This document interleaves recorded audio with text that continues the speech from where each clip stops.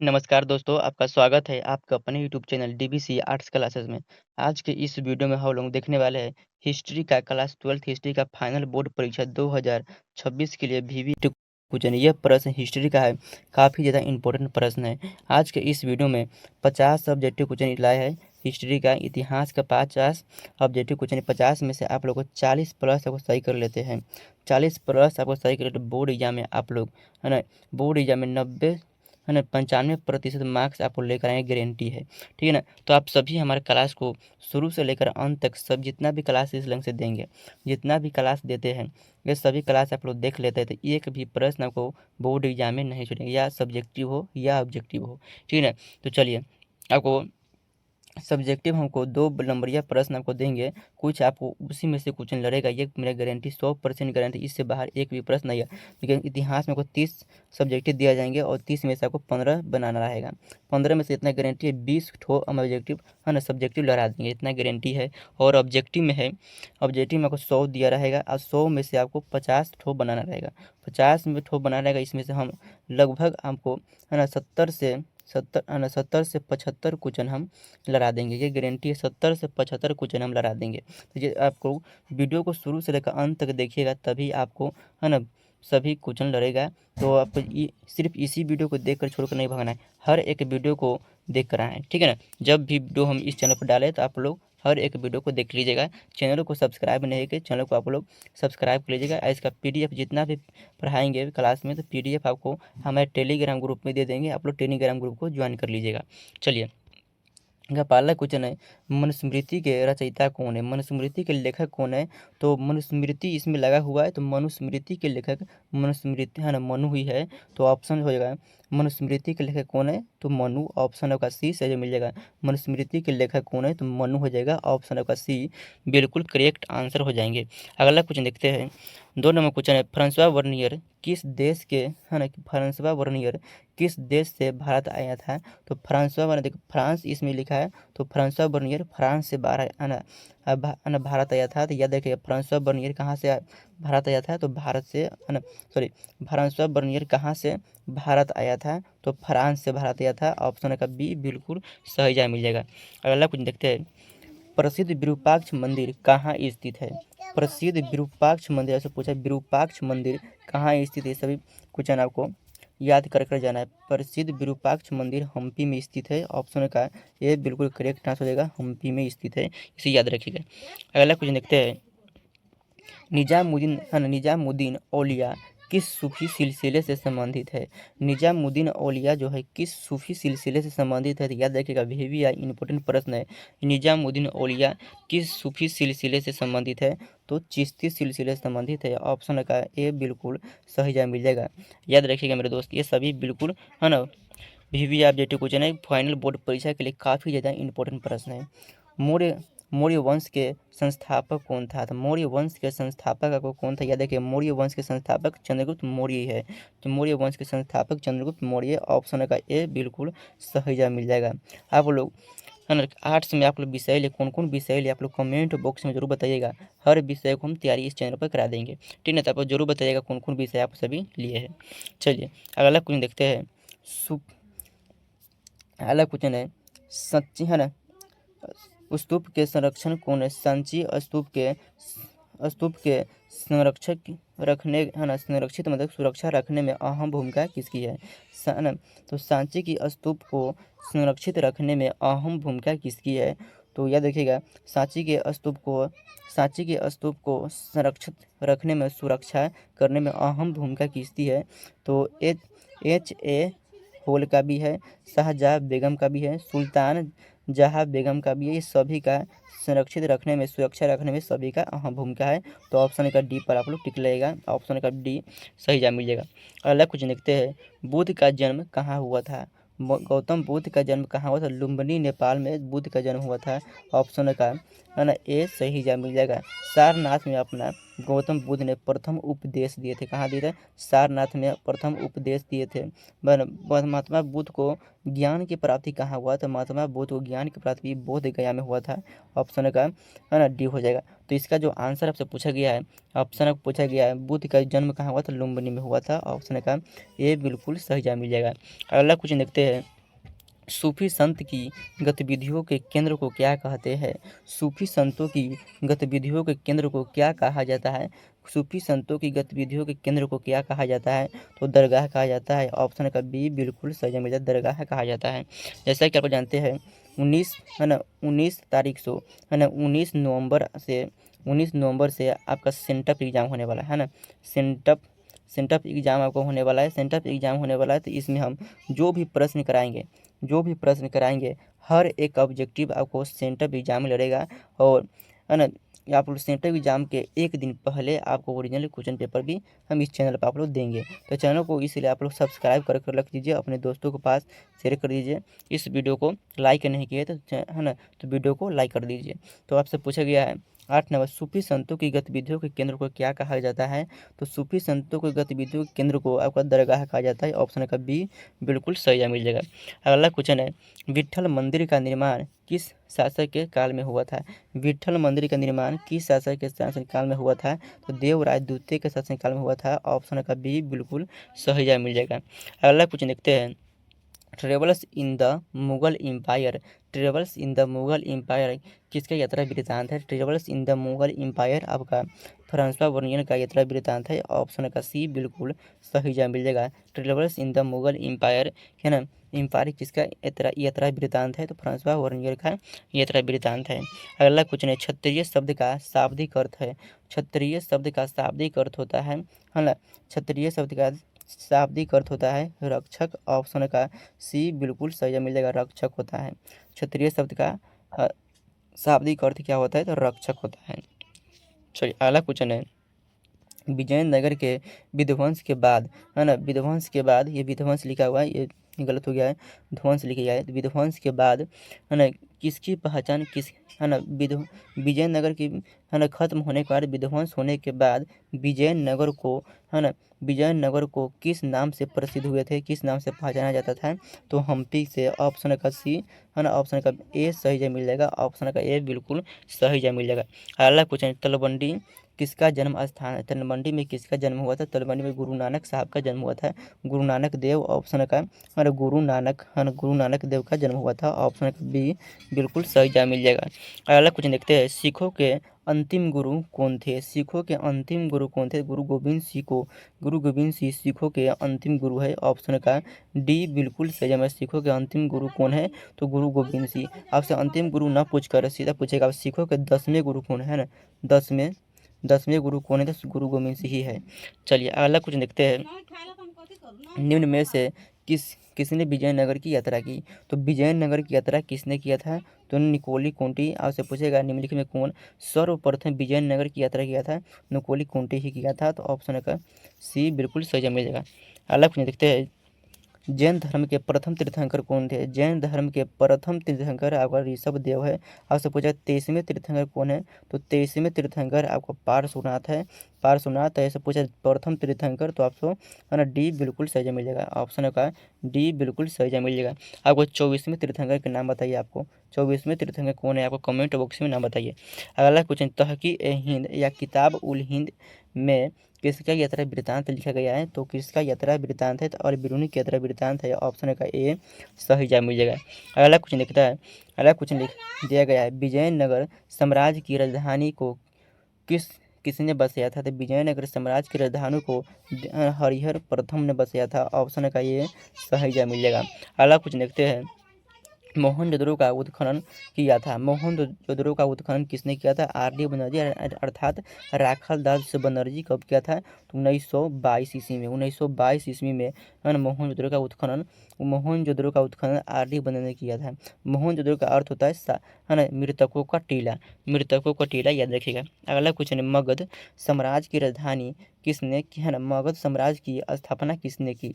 तो मगध साम्राज्य की स्थापना बिंबिसार ने किया था। ऑप्शन का बी बिल्कुल सही जवाब, बिंबिसार ने मगध साम्राज्य की स्थापना किए थे।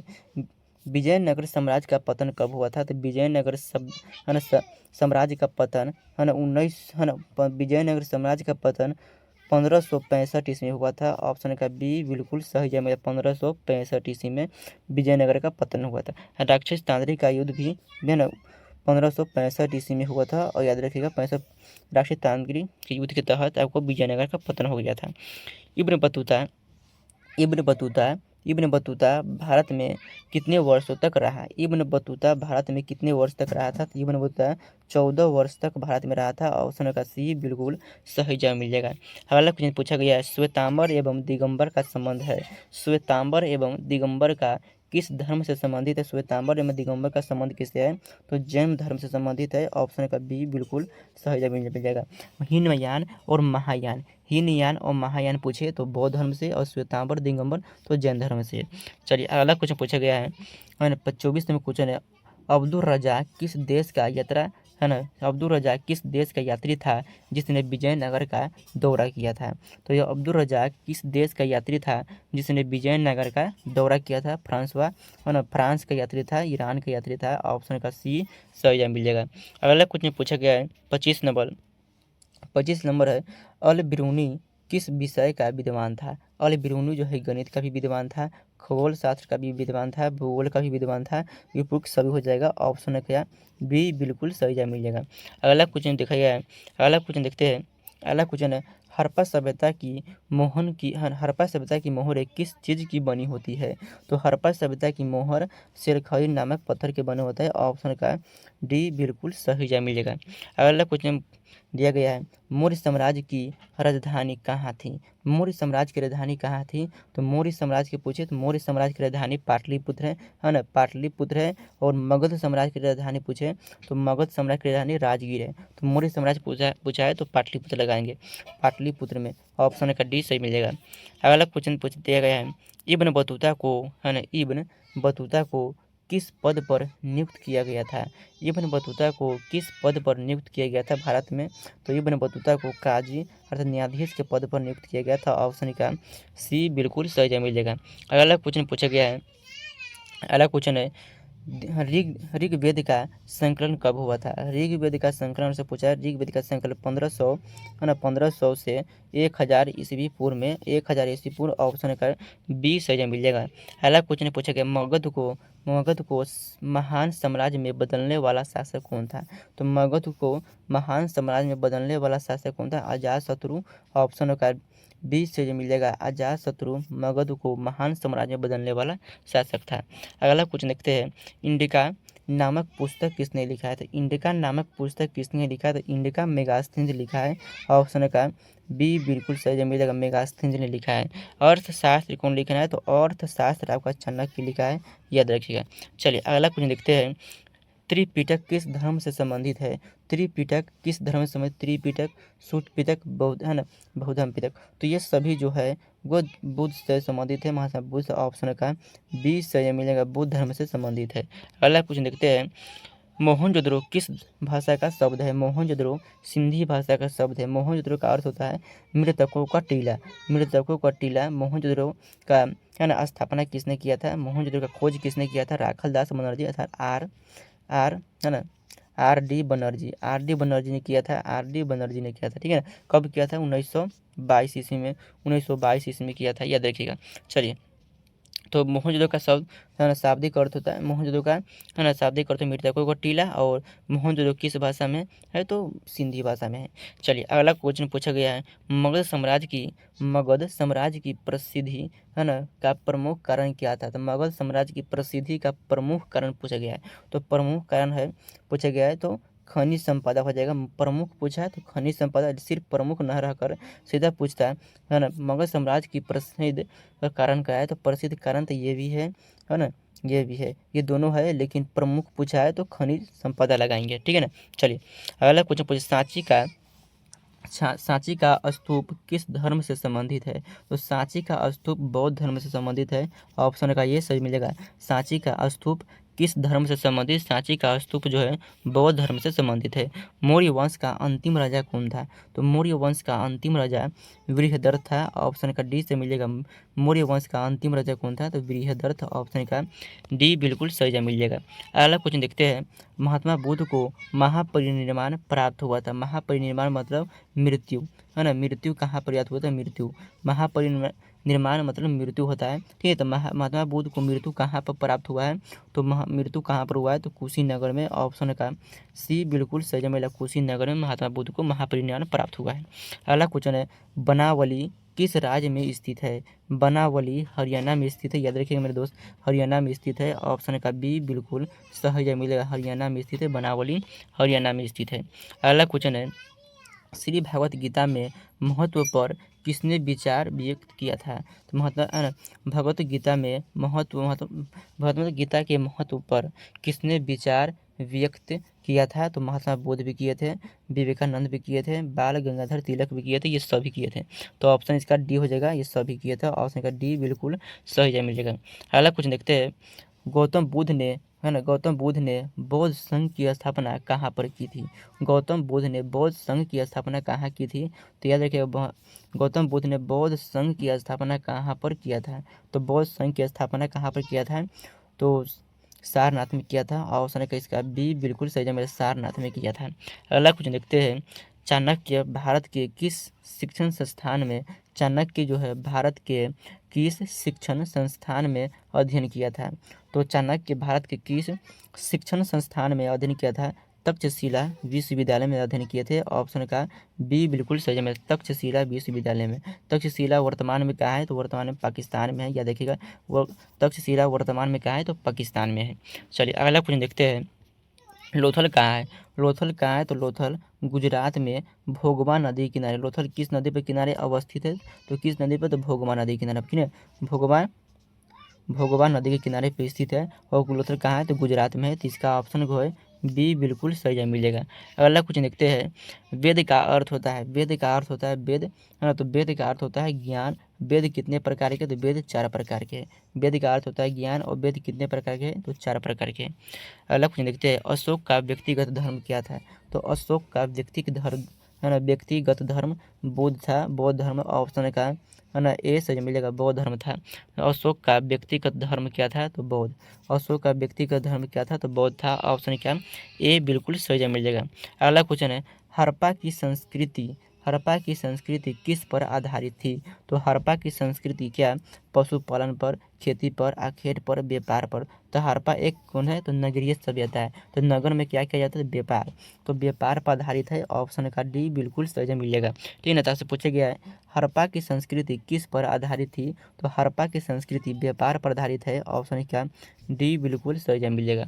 अगला क्वेश्चन देखते हैं, जैन, है ना, जैनियों के प्रथम तीर्थंकर, जैन धर्म के प्रथम तीर्थंकर कौन थे, तो जैन धर्म के प्रथम तीर्थंकर पूछा गया, प्रथम तीर्थंकर कौन थे, तो प्रथम तीर्थंकर आपको ऋषभदेव है, 23वें तीर्थंकर आपको पार्श्वनाथ है, और 24वें तीर्थंकर कौन है, तो 24वें तीर्थंकर आप लोग कमेंट बॉक्स में बताइए, ठीक है ना, 24वें तीर्थंकर आपको, है ना, भूल पड़ा रहा है, आप लोग ध्यान नहीं आ रहा है तो आप लोग कमेंट बॉक्स में जरूर बताइए, ठीक है ना। चलिए अगला क्वेश्चन है, हड़प्पा किस नदी के किनारे स्थित है, हड़प्पा किस नदी के किनारे स्थित है, तो हड़प्पा जो है रावी नदी के किनारे स्थित है, मोहनजोदड़ो सिंधु नदी के किनारे स्थित है, तो आपसे पूछा गया है हड़प्पा, है ना, आपसे पूछा गया हड़प्पा किस नदी के किनारे स्थित है, तो रावी नदी के किनारे स्थित है, ऑप्शन का बी बिल्कुल सही जवाब मिल जाएगा।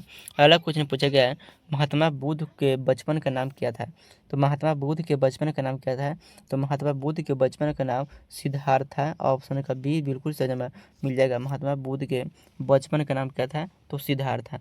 अगला क्वेश्चन है, हड़प्पा सभ्यता के किस जगह से स्त्री के गर्भ से पौधा निकलता हुआ दिखा है, तो हड़प्पा सभ्यता के किस जगह से स्त्री के गर्भ से पौधा निकलता हुआ दिखा है, तो स्त्री के गर्भ से पौधा कहाँ से निकलता है, तो हड़प्पा से, ऑप्शन का ए बिल्कुल सही जवाब मिल जाएगा, हड़प्पा से। अगला क्वेश्चन देखते हैं, महावीर जैन, है ना, महावीर जैन को किस नदी के किनारे ज्ञान की प्राप्ति हुआ था, तो महावीर जो है ना 22वें तीर्थंकर, जैन धर्म के 22वें तीर्थंकर कौन है, तो महावीर ही है, जैन धर्म के 22वें तीर्थंकर कौन है, तो महावीर है। प्रथम तीर्थंकर ऋषभदेव, है ना, 23वें तीर्थंकर पार्श्वनाथ, और 24वें 23वें तीर्थंकर पार्श्वनाथ और 24वें तीर्थंकर है ना महावीर है। ये तीनों के बारे में आपको कोई ना कोई एक आपको है ना 2026 फाइनल फाइनल बोर्ड परीक्षा में एक न एक पूछा जाएगा। तीनों में से कोई एक पूछा जाएगा तो आप रट लीजिए, ठीक है। तब से पूछा गया है महावीर जैन को किस नदी के किनारे ज्ञान की प्राप्ति हुई थी? तो ज्ञान की प्राप्ति ऋजुपलिका के किनारे, ऑप्शन का सी बिल्कुल सही जवाब मिलेगा। ऋजुपलिका नदी के किनारे मिला था। अगला क्वेश्चन है सिंधु सभ्यता में नर्तकी की मूर्ति कहाँ से मिला है? तो नर्तकी की मूर्ति पूछे, नर्तकी की मूर्ति मोहनजोदड़ो से, गर्भ से निकलता हुआ स्त्री के गर्भ से पौधा तो हड़प्पा से। तब से पूछा गया है तो आपसे पूछा गया है नर्तकी की मूर्ति कहाँ से निकला है? तो नर्तकी की मूर्ति मोहनजोदड़ो से, ऑप्शन का डी बिल्कुल सही जवाब, डी आपको सही जवाब मिल जाएगा। अगला क्वेश्चन है वैदिक सभ्यता थी? तो वैदिक सभ्यता एक ग्रामीण सभ्यता है, ऑप्शन का बी बिल्कुल सही जवाब मिल जाएगा। वैदिक सभ्यता एक ग्रामीण सभ्यता है। अगला क्वेश्चन पूछा गया है आपको से, अगला क्वेश्चन है अर्थशास्त्र के लेखक कौन है? तो अर्थशास्त्र के लेखक आपका हो जाएगा तो कौटिल्य जो है अर्थशास्त्र के लेखक है, ऑप्शन का डी बिल्कुल सही जवाब मिल जाएगा। अर्थशास्त्र के लेखक वाल्मीकि किसका रचना है? तो वाल्मीकि रामायण की रचना की है, वाल्मीकि रामायण की रचना की है। वेद व्यास महाभारत की है ना महाभारत की रचना की है, वेद व्यास महाभारत, वाल्मीकि रामायण। और मेगास्थनी जो है ना मेगास्थनी इंडिका नामक पुस्तक लिखे और अर्थशास्त्र कौन लिखे? तो कौटिल्य लिखे। तो ऑप्शन का है ना तो आपसे पूछा गया अर्थशास्त्र के लेखक कौन है? तो कौटिल्य है, ऑप्शन का डी बिल्कुल सही मिल जाएगा। अगला क्वेश्चन पूछा गया है सिंधु सभ्यता का कौन सा स्थल मृतकों का टीला कहलाता है? तो मृतकों का टीला मोहनजोदड़ो का उत्खनन किसने किया था? तो R.D. बनर्जी है ना, R.D. बनर्जी। कब किया था? तो 1922 ईस्वी में। R.D. बनर्जी 1922 ईस्वी में। हड़प्पा सभ्यता की खोज किसने करा? तो राखल दास बनर्जी सहनी ने किया था। कौन? तो इसका नाम कब किया था? तो 1921 ईस्वी में। 1921 ईस्वी में हड़प्पा की है ना खोज किया था, ठीक है ना। तो दयाराम साहनी ने हड़प्पा सभ्यता की खोज किया था। और आपसे पूछा गया मृतकों का टीला कहलाता है? तो मोहनजोदड़ो, ऑप्शन का बी बिल्कुल सही जवाब मिल जाएगा। अगला क्वेश्चन से पूछा गया कौन सा स्थल सिंध का बाग कहा जाता है? तो कौन सा स्थल जो है सिंध का बाग कहा जाता है? सिंध का बाग कौन सा स्थल सिंध का बाग कहा जाता है? तो मोहनजोदड़ो को सिंह का बाग कहते हैं, ऑप्शन का है ना, ऑप्शन इसका बी बिल्कुल सही जवाब मिल जाएगा। सिंह का बाग किसे कहते हैं? तो मोहनजोदड़ो को। आर्यभट्ट कहाँ का है ना वासी था? तो आर्यभट्ट जो पटना का वासी है, ऑप्शन का डी बिल्कुल सही जवाब मिला। आर्यभट्ट पटना का वासी है।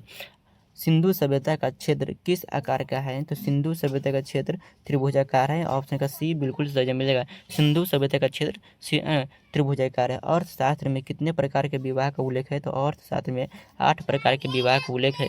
अर्थशास्त्र में 8 प्रकार के विवाह का उल्लेख है, ऑप्शन का सी बिल्कुल सही जवाब मिल जाएगा। अगला क्वेश्चन पूछा गया है बिंबिसार का संबंध किस वंश से था? तो बिंबिसार का संबंध हर्यक वंश है, ऑप्शन का बी बिल्कुल सही जवाब। बिंबिसार का संबंध हर्यक वंश से है। अगला क्वेश्चन है सेल्यूकस ने अपनी पुत्री का विवाह किस राजा से कराया था? तो सेल्यूकस ने अपनी पुत्री का विवाह किस राजा से कराया था? तो याद रखिएगा सेल्यूकस ने अपनी पुत्री का विवाह चंद्रगुप्त मौर्य के है ना साथ कराया था। तो ऑप्शन का सी बिल्कुल सही मिलेगा। तो आप लोग यहाँ तक आपको 50 ऑब्जेक्टिव क्वेश्चन बता दिए।